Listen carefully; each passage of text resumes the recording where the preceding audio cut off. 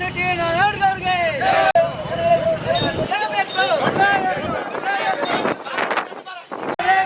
ಬೇಕೇ ಬೇಕು, ಎಲ್ಲಿವರೆಗೆ ಹೋರಾಟ? ಕರ್ನಾಟಕ ರಕ್ಷಣಾ ವೇದಿಕೆಯ ಸಂಘಕ್ಕೆ ಬೇಕೇ ಬೇಕು,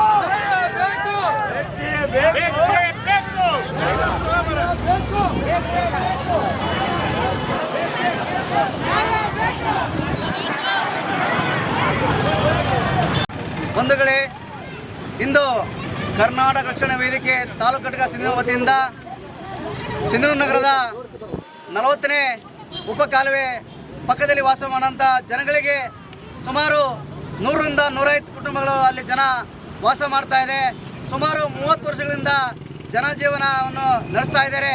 ಅವರಿಗೆ ಸೂಕ್ತವಾದ ನಿವೇಶನ ಒದಗಿಸಿ ಅವರಿಗೆ ವಸತಿ ನಿವೇಶನವನ್ನು ಕೊಡಬೇಕೆಂದು ಇಂದು ಕರ್ನಾಟಕ ರಕ್ಷಣಾ ವೇದಿಕೆಯಿಂದ ಮಾನ್ಯ ನಗರಸಭೆಯ ಪೌರಾಯುಕ್ತರಿಗೆ ಒಂದು ಮನವಿ ಪತ್ರ ಸಲ್ಲಿಸುವ ಮೂಲಕ ಈ ಒಂದು ನಗರಸಭೆ ಪ್ರವಾಸಿ ಮಂದಿರದಿಂದ ಕಾಲ್ನಡಿಗೆ ಬೃಹತ್ ಪ್ರತಿಭಟನೆ ಮಾಡುವ ಮುಖಾಂತರ ಮಾನ್ಯ ನಗರಸಭೆಯ ಪೌರಾಯುಕ್ತರಿಗೆ ಒಂದು ಮನವಿಯನ್ನು ಪತ್ರವನ್ನು ಕೊಡಲಿಕ್ಕೆ ನಾವು ಸಜ್ಜಾಗಿದ್ದೇವೆ.